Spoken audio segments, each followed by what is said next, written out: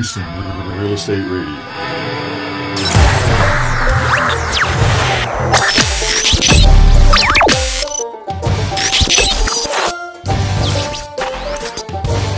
Welcome back to Houston Real Estate Radio. Our show is now available on iTunes, and you can find out more at rrea.com/radio. We welcome your real estate questions, and you can call anytime. That number's 281-882-8088. I have Chuck Blair with me here in the studio today. We've been talking about changes in the HVAC industry. He owns a heating and air conditioning company. He's with Affordable American Air and also has a second company called the Eco Ranger, and I'd like to talk a little bit about that now. You do a little bit with attic efficiency. Tell us about what you guys do. Well, in attic efficiency, there's 4 things to have an efficient attic, and with an efficient attic, it lowers the heat load to the house, so your AC doesn't work nearly as much, and attic air isn't infiltrated as bad either. The 4 things are soffit vents underneath the eaves of the roof so that fresh air can enter the roof, and an active ventilation that will remove the heat from the top of the roof. A lot of builders Which is like a fan. Like a fan, something active, like even the old whirlybirds or a power fan. Everybody's putting in solar fans right now because they don't consume the electricity. You're trying to save energy, and you're putting in another electrical consumer. So the only time I really put power fans in is when the trees obstruct the sun. It's still very beneficial. It's a lot better than a passive system like ridge vents or a hole in the roof that they put a cover on. They call those air hawks. Okay, yeah. So the passive ones don't seem to work nearly as good. You actively remove the heat, and in the wintertime, it actively removes the moisture buildup too. So ventilation in the winter is also important. The third thing would be radiant barrier. Radiant barrier is relatively new, and even the builders are building houses with radiant barrier. They call it Tech Shield. It's a silver film that goes on the back of the plywood before they put it on the house itself. The 2 kinds of retrofit radiant barriers are the spray and the foil. Both because somebody who built a house over 8-10 years ago doesn't have Tech Shield, so it can come in and be retrofitted. A lot of houses that are brand new still don't have it, actually, because that's an upgrade. And if they didn't get the upgrade, you'll have to retrofit it. But it's amazing how much heat that won't allow in. It just reflects it out. It reflects the rays, the radiation. And the sprays in the beginning were like gray spray paint, and they were under 40% effective, and then they went to silver spray paint and got a little more effective. But now they have a water-based glue that you put aluminum powder in, and it's really hard to stir up so your guns don't get clogged, but you put it up and the glue dries and it leaves actual aluminum on the underside of the roof. And that works just as well as installing Tech Shield at original build, or just well, actually, is better than having nothing at all? It's 79% effective. Okay. And you have to be able to see the silver. So when the Tech Shield goes up, or the decking, it's covered by the rafters, and sometimes there's slats up there that covers it, but it has to have at least a 1-inch airspace to work. The foil is actually the best, but it's 97% effective.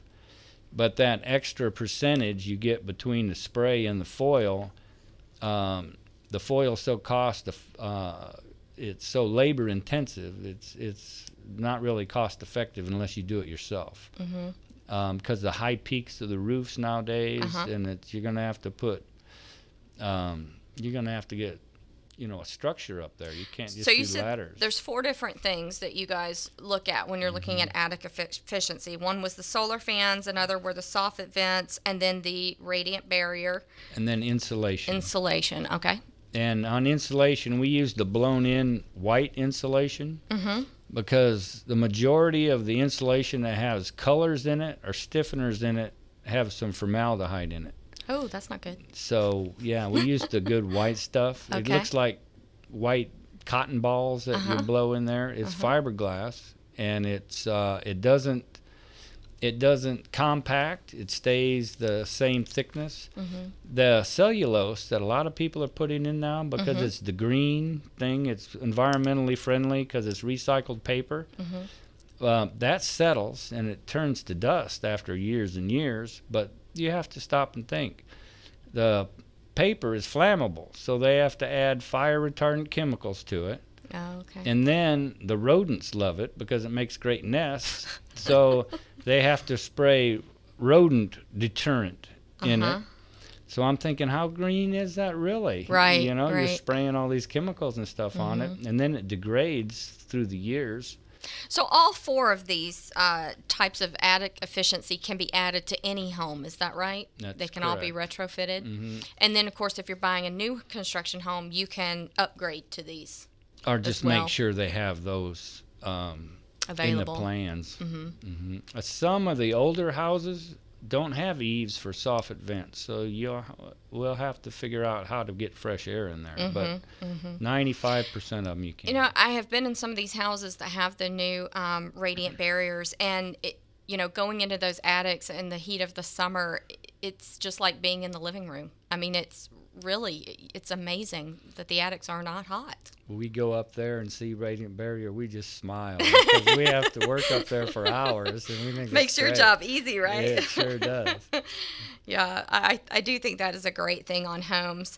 Tell us where you're located and where you work, in case anybody at home wants to give you a call and have you come out and service their units. Well, we're just north of the Woodlands area, right on 1488, and our service area is from 1960 at the south boundary to up to Bentwater on Lake Conroe for the north boundary, Cypress area on the west, and we go as far as Kingwood to the east.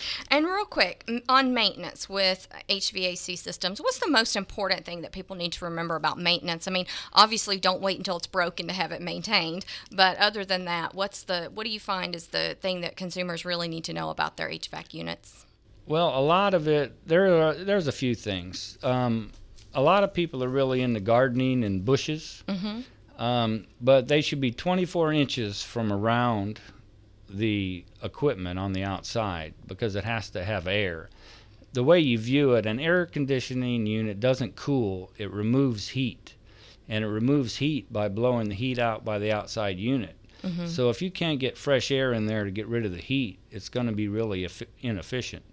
So it should be typically, there's little variables here, but it should be 18 inches away from the house, 24 inches all the way around, no bushes, and 36 inches from the top, like if you built a pergola or something, because shade is really important because the sun adds heat and it can't get rid of it. So you should do lattice work or some bushes 24 inches away, but you try to keep it in the shade. Okay. Most builders put the AC unit on the north or the east side of the house just for that reason. Okay. But if there's restrictions there, they'll put it anywhere. Sure, So yeah. you try to keep it. And you want to keep it clean because 40 thousandths inch thick of dust or dirt or debris will lower the efficiency of your AC unit by 20%. Can you even see that? No, I mean, it is so thin. Yeah. I mean, that is really thin. Yeah. So And it makes that much of a difference in the efficiency. So, Wow, it's amazing. we take the top off and we spray water from the inside out so we don't compact that dirt in any farther. And then we balance the Freon. Just 8 ounces of Freon too much or too little can affect your efficiency also. Okay. And we check all the electrical outputs to make sure that they're not weak, or we can at least give you a heads up on what you could see in the future. Okay. Well, we appreciate you being on. Lots of great information, especially in the heat of the summer. Everybody has air conditioning units that go out in the summer eventually, and need a good person to come out and help them with those issues. So definitely check out AffordableAmericanAir.com, and we'll be right back after this commercial break. you.